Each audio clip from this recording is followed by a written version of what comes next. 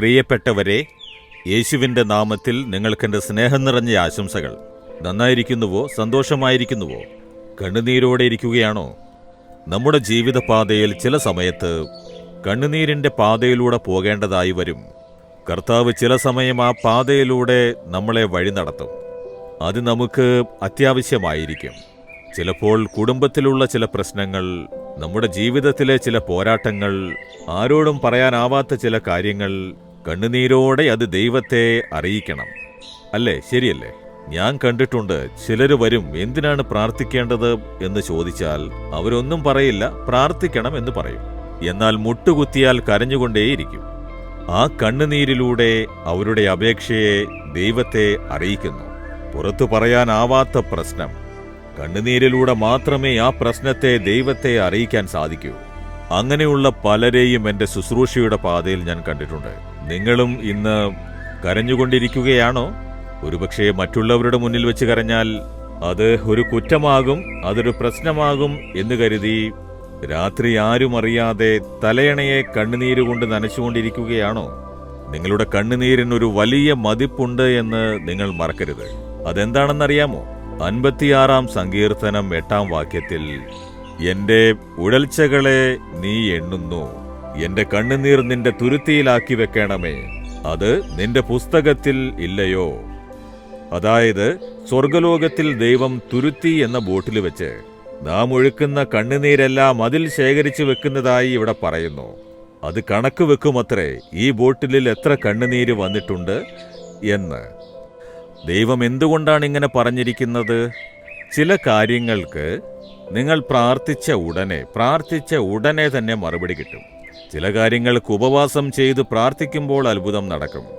ചില കാര്യങ്ങൾക്ക് നിങ്ങളുടെ കണ്ണുനീർ ദൈവം പ്രതീക്ഷിക്കും. പ്രത്യേകിച്ചും ഒരു ആത്മാവ് രക്ഷപ്പെടണം, നിങ്ങളുടെ ഭർത്താവും മക്കളും നിങ്ങളുടെ ചുറ്റുമുള്ളവരുടെ ജീവിതം മാറണമെങ്കിൽ അതിന് നിങ്ങളുടെ കണ്ണുനീർ ആവശ്യമാണ്. നിങ്ങൾ ആ ആത്മാക്കൾക്കായി മനോഭാരത്തോടെ കരയുന്ന സമയത്ത് ദൈവം ആ കണ്ണുനീര് കണ്ട് അവരെ രക്ഷിക്കും. അപ്പോൾ ദൈവത്തിന്റെ ചില പദ്ധതികൾ നടക്കാൻ കണ്ണുനീർ ആവശ്യമാണ്. പല വർഷങ്ങൾക്ക് മുൻപ് ഞാൻ എന്റെ പ്രശ്നങ്ങളെ ഓർത്ത് കരഞ്ഞുകൊണ്ടേയിരുന്നു. ദൈവം പറഞ്ഞു, കരയരുത്, നിനക്ക് വേണ്ടി കരയരുത്, കണ്ണുനീര് വൃഥാവാകരുത്. നിനക്ക് ആത്മാക്കൾക്ക് വേണ്ടി കരയാം, നാടിനു വേണ്ടി കരയാം, നിന്റെ സ്വന്തം കാര്യങ്ങൾക്ക് വേണ്ടി കരയാൻ പാടില്ല എന്ന് പറഞ്ഞു. അന്നു മുതൽ ഞാൻ എന്നെ സമർപ്പിച്ച്, ശരി ദൈവമേ എന്ന് പറഞ്ഞ്, എന്നെ ആര് പരിഹസിച്ചാലും നിന്ദിച്ചാലും വേദനിപ്പിച്ചാലും ഞാനിപ്പോൾ കരയാറേയില്ല. ഒരു കാലത്ത് കരഞ്ഞുകൊണ്ടേയിരുന്നു. അന്ന് ഞാൻ സെൻസിറ്റീവായിരുന്നു. ഇപ്പോൾ അങ്ങനെ കരയാറില്ല. ഇപ്പോൾ നാടിനു വേണ്ടി, ആത്മാക്കൾക്ക് വേണ്ടി, മറ്റുള്ളവർക്ക് വേണ്ടി ഞാൻ കണ്ണുനീരൊഴുക്കുവാനായി ദൈവം ആഗ്രഹിക്കുന്നത് കൊണ്ട് അത് മാത്രമേ ചെയ്യുന്നുള്ളൂ. എന്റെ കണ്ണുനീര് ദൈവം ചേർത്ത് വെക്കുന്നുണ്ടെന്ന് എനിക്കറിയാം. ഒരു മീറ്റിങ്ങിന് പോകുമ്പോഴും നാടുകളിലേക്ക് പോകുമ്പോഴും ശുശ്രൂഷയ്ക്കായി പോകുമ്പോഴും ദൈവം പറയും, നീ എത്രത്തോളം കണ്ണുനീരൊഴുക്കുന്നുണ്ടോ അതേ അളവിൽ ഞാൻ നിനക്ക് ആത്മാക്കളെ തരുമെന്ന്. ആ അളവിൽ ജനങ്ങൾ മാനസാന്തരപ്പെടും, രക്ഷിക്കപ്പെടും എന്ന്. അപ്പോൾ ഞാൻ കണ്ണുനീരൊഴുക്കി പ്രാർത്ഥിക്കുന്നതുവരെ പ്രാർത്ഥിച്ചുകൊണ്ടേയിരിക്കും. ആ കണ്ണുനീർ മുഴുവനാകുമ്പോൾ ദൈവം അതിൽ പ്രവർത്തിക്കുന്നത് ഞാൻ കണ്ടിട്ടുണ്ട്. നിങ്ങളുടെ ജീവിതത്തിലും ഏതോ ഒരു കാര്യത്തിന് മറുപടി വരുന്നില്ലല്ലോ, മാറ്റം വരുന്നില്ലല്ലോ എന്നുണ്ടെങ്കിൽ നിങ്ങളുടെ കണ്ണുനീർ അത് വിലമതിപ്പുള്ളതാണ്. ഹന്ന എന്ന സ്ത്രീ തന്റെ കിടക്കയിൽ കരഞ്ഞുകൊണ്ടേ കിടന്നു. ഒരു മാറ്റവും ഉണ്ടായില്ല. ദൈവസന്നിധിയിൽ ചെന്ന് മനസ്സ് തളർന്ന് കരഞ്ഞപ്പോൾ ആ കണ്ണുനീര് കണ്ടയുടനെ യഹോവയുടെ മനസ്സലിഞ്ഞു. നമ്മുടെ കണ്ണുനീര് കണ്ടാൽ ദൈവത്തിന് വെറുതെ ഇരിക്കാൻ സാധിക്കില്ല. നിങ്ങൾ കരഞ്ഞാൽ ഉടനെ നമ്മുടെ പിതാവിന്റെ മനസ്സലിഞ്ഞു പോകും. ഉടനെ അത്ഭുതം ചെയ്യും. നിങ്ങളുടെ കണ്ണുനീരിന്റെ കണക്ക് വെച്ചിട്ടുണ്ട്. അതിനാൽ നിങ്ങളുടെ കണ്ണുനീര് പാഴാക്കരുത്. വെറുതെ ഇരുന്ന് കരഞ്ഞുകൊണ്ടിരിക്കരുത്. മനുഷ്യരോട് ചെന്ന് കരയാൻ പാടില്ല. എനിക്കെന്താണ് ഇങ്ങനെയെന്ന് നിങ്ങളെക്കുറിച്ച് ചിന്തിച്ച് കരയാൻ പാടില്ല. യേശുവിന്റെ പാദത്തിങ്കലേക്ക് ചെല്ലൂ. യേശുവിന്റെ അടുത്ത് നിങ്ങളുടെ കണ്ണുനീർ ചിന്തൂ. പിതാവേ, ഞാൻ ആരോട് കരയുമെന്ന് ദൈവത്തെ വിളിച്ച് ആ സന്നിധിയിൽ ഇരുന്ന് കരയൂ.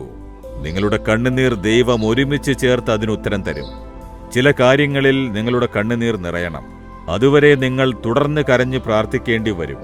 ഇന്ന് ദൈവം പറയുന്നു, നിന്റെ കണ്ണുനീർ ഞാൻ കണക്ക് വെച്ചിരിക്കുന്നു മകളെ, ഞാൻ കണക്ക് വെച്ചിരിക്കുന്നു മകനെ. സ്വർലോകത്തിൽ എന്റെ കൺമുന്നിലാണുള്ളത്. ഞാൻ നിനക്ക് അത്ഭുതം ചെയ്യും. നിന്റെ കണ്ണുനീർ ആനന്ദ കണ്ണുനീരായി മാറും. അന്നയുടെ കണ്ണുനീർ ആനന്ദ കണ്ണുനീരാക്കി മാറ്റിയില്ലേ? ദാവീദ് എല്ലാം നഷ്ടപ്പെട്ട് കരഞ്ഞു, സർവശക്തിയും ക്ഷയിക്കുന്നതുവരെ. നഷ്ടപ്പെട്ടതെല്ലാം തിരിച്ചുകൊടുത്ത് സന്തോഷിപ്പിച്ചില്ലേ? ദൈവം നിങ്ങൾക്കും ചെയ്യും. യെഹെസ്കേൽ രാജാവ് രോഗശയ്യയിൽ വെച്ച് കരഞ്ഞു. ദൈവം സുഖപ്പെടുത്തി 15 വർഷം ആയുഷ്കാലം കൂട്ടിക്കൊടുത്ത് സന്തോഷിപ്പിച്ചില്ലേ? നിങ്ങൾക്കും ചെയ്യും. നിങ്ങളുടെ കണ്ണുനീരിന് കണക്ക് വെക്കുന്ന ദൈവം. ഇപ്പോൾ ഇതാ, ദൈവമേ, ഈ മകനെയും ഈ മകളെയും നോക്കണമേ പിതാവേ. തനിച്ചിരുന്ന് കരയുകയാണ്, ഏകാന്തതയിലിരുന്ന് കണ്ണുനീരൊഴുക്കുകയാണ്. അതോർക്കുമ്പോഴേ കണ്ണുനീര് ധാരയായി ഒഴുകുന്നു. ആരാണെന്റെ കണ്ണുനീര് കാണുക എന്ന് വിചാരിക്കുന്നു. അങ്ങ് കണ്ണുനീരിന് കണക്ക് വെക്കുന്നു, തുരുത്തിയിൽ ചേർത്ത് വെക്കുന്നു. ഇപ്പോൾ ഈ മകനും മകൾക്കും അത്ഭുതം ചെയ്യണമേ. അവരൊഴുക്കിയ കണ്ണുനീരിന് ഉത്തരം കൊടുക്കണമേ. ഇന്ന് തന്നെ അവരൊരത്ഭുതത്തെ കാണട്ടെ. ഇന്ന് അവരുടെ ജീവിതത്തിൽ ഒരു അതിശയം നടക്കട്ടെ.